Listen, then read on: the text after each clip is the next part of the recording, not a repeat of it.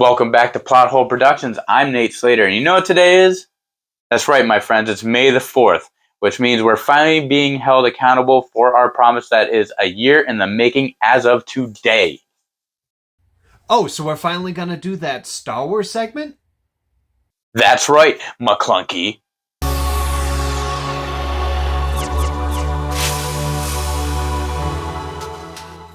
Hi guys, I'm Chris Sambrook, and this, today, is Did the Jedi unintentionally create the Sith? With the close of the most recent Mandalorian season, we have learned a few things about the Force and how it can be viewed within the current canon of the Star Wars universe. And just to clarify, we are focusing on the current canon of Star Wars. We understand that there is a lot out there, but a lot has been deemed no longer canon, so we're not going to be looking too much into that. So, how do we get to this topic of discussion, you might wonder? Well, it's simple, and it comes from my co-host here. Will you please lead us into how this came about? When watching the most recent season of Mandalorian, there's been a couple of small details that were very interesting. And the more I thought about it, the more I really had to look deep into the lore of Star Wars, specifically the Force. Those who have been keeping up to date with The Mandalorian will remember a very cute scene in the first episode of the new season. We have Grogu sitting in a chair using the Force to spin himself around. Cute, funny, but it's a little deeper than that. And when we consider his time in the book of Boba Fett and his training with Luke, we look a little deeper into how the Jedi were set up and what they really deemed good, bad, light, dark. Fear leads to anger, anger leads to hate, and hate leads to suffering. With that being said, Grogu's use of the Force would be considered a gross misuse of the Force, being that he's using it just for fun, where simply any use of the Force that isn't directly leading towards the betterment of man would be a misuse. So Grogu spinning himself in the chair would be considered a misuse of the Force by the Jedi. Anything for fun, for anger, for hate, as we know, is a selfish use of the Force. Therefore, it does eventually lead to the dark side. And as all emotions eventually come back around to fear, or hate, or anger. So, are we to assume that Grogu is eventually going to become a Sith master? The Jedi would claim that that would lead to the dark side, but would it? The question it seems like you're posing to me is if Grogu didn't know about the light and dark side of the Force, would he use it in any other manner than neutral? Exactly. Consider this. If Grogu went through life without ever knowing about the light side and the dark side, he would likely just be neutral user. Much like a lot of Force-sensitive animals that we don't really touch on in any of the canon, at least not right now. There are Force-sensitive animals out there. However, we don't discuss the moral ambiguity of what their consequences really are. Grogu is not exactly an animal, though. He's just an alien. I understand that, but most animals have the same sensibilities, and as a child, Grogu lacks an understanding of right and wrong. That's how we teach our young. We teach them right and wrong, but we all start off with that animal instinct. So animals and sentient beings essentially start from the same beginning. So in the lines of the Force, since everything technically has the Force, as was explained by Qui-Gon Jinn, everything has midichlorians. So with the Force being so widely open to everything, every living creature, there's a lot that go through life neutrally. So with Grogu going through a little bit of the Jedi training, with it constantly telling him that those things that he's doing would be wrong, would he actually lean towards the dark side if he wholly disagreed? Well, it's definitely likely. The whole point of the Jedi Council was to maintain an order that specifically said, hey, we only use the light side of the Force, and we only use it this way because the dark side is bad. But if you use a little bit of the dark side, but in a more fun or harmless manner, is it really that bad? Would a Jedi really have to be exiled for that? So if he did disagree with these teachings, he would essentially be cornered into being a Sith by using the dark side. Is it the rules of the Jedi that forces people to lean towards the dark side based on a disagreement of what is right and wrong? It is in their teachings that state that the Force is one giant thing, or everything, yet they seem to separate it into two categories of light and dark. But based on whose opinion? We all know that right and wrong is subjective. While it may be wrong to steal, someone may claim, well, I'm doing it for the right reasons. I stole a loaf of bread to feed my family. Yet, I'm being persecuted for trying to help others survive. So, it being subjective, who's the one laying down these rules? And are these rules to be taken directly? If using the Force to kill is evil or dark, then how do the Jedi get away with doing it themselves? Then if it's based on something, let's say, like self-defense, then does defending someone like the Emperor posing as Senator Palpatine make you evil because he is evil? You're just there essentially doing your job as a protector, but you don't know that this guy is evil. But then again, guilty by association, are you evil? You are defending the dark side by defending him.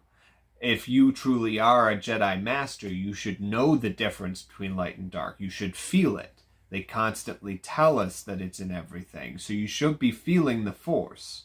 So you defending the dark side. Does that mean you operate now inside the dark side of the Force?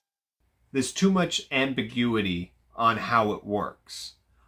On the flip side, if you were to kill an innocent creature, does that mean that you are now evil, even though your intention was to kill it to feed others? Where does the line get drawn on what's good or bad, and who gets to draw that line? Also, what good is the Jedi Council if they can't even detect the dark side? If they're too focused on the light side and they don't even know how to detect the dark side, then what good are they even? They spent all that time denying that there was a Sith Lord, that even after Qui-Gon Jinn was killed by a Sith, and it was confirmed, it still took them a decade or longer to do anything about it. And by the time that they do, it's too late. So what good is being a Jedi if you have the Force at your disposal, but you refuse to use the larger majority of it to protect those around you?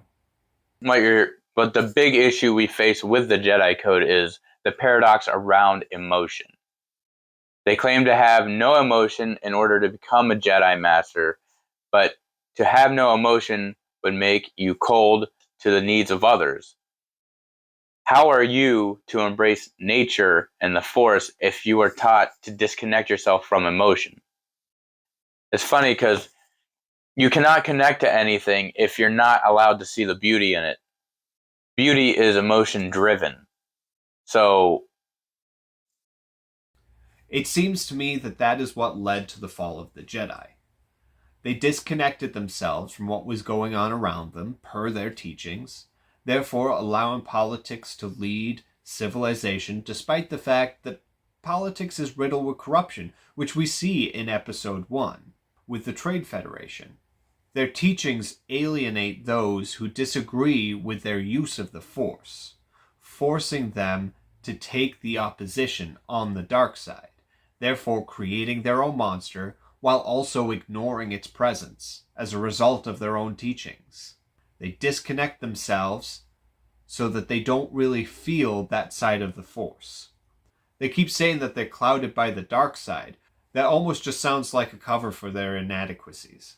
And that leads to the question, would it lead to a more balanced universe without the categories of light and dark? Everyone has a moral compass, and we're generally in the agreement that murder is wrong. So, would the use of the Force without the Jedi Council or the Sith be a more natural thing, like the way it is represented with Grogu? It is clear that this is the concept that Rian Johnson was going for. Despite the many issues of Episode 8, the majority of the issues being story related, between wasting time with nonsense and character regression, the themes around the Force hold a lot of weight, but they're not truly developed. It's likely that with a better story supporting these themes, Episode 8 could have led through a breakthrough in the Star Wars universe. There is no doubt that there is creativity with the Force in this movie, but is completely underutilized because of the awkward script that is given around it. It's nice to see The Mandalorian pointing out these themes and expanding on them, even if it's only in subtext, like Grogu spinning in his chair. If everyone were to be trained in all aspects of the Force, instead of segregating it, then it would be more likely that they'd be able to detect evil. If you know about the dark side of the Force, then you can feel it. You know when you're surrounded by it, and you're more likely to stop it. Yes, like with Luke and his mental state in The Last Jedi, he essentially, seems as a person that is just given up, but there's a whole reason for that. He has dedicated a good chunk of his adult life to try and bring back the Jedi, only to realize that the Jedi teachings are all but outdated. So with Luke's failure with his Jedi Academy, in his mind, he feels like it puts him closer to the dark side. So he feels the best way to keep himself from going to the dark side is to just cut himself off from it completely and just become a hermit and not have to deal with light side, dark side. Just put it all behind him and just live the peaceful life that he probably just needs to live at this point. And while that seems reasonable in his mind, where the story suffers is the fact that he cuts himself off from his family and everyone else and doesn't make amends for his problems. He could have still tried to explain himself to his nephew without even using the Force. So hopefully these themes going forward in the Star Wars properties are a little more broad in Force usage instead of just plain black and white, light and dark. I want to thank you guys for watching this special video that we brought to you today. Please, if you haven't already, like and subscribe to the channel. And leave a comment down below. Let us know what you think. Once again, I'm Nate Slater. And I'm Chris Sambrook, and we'll catch you in the void.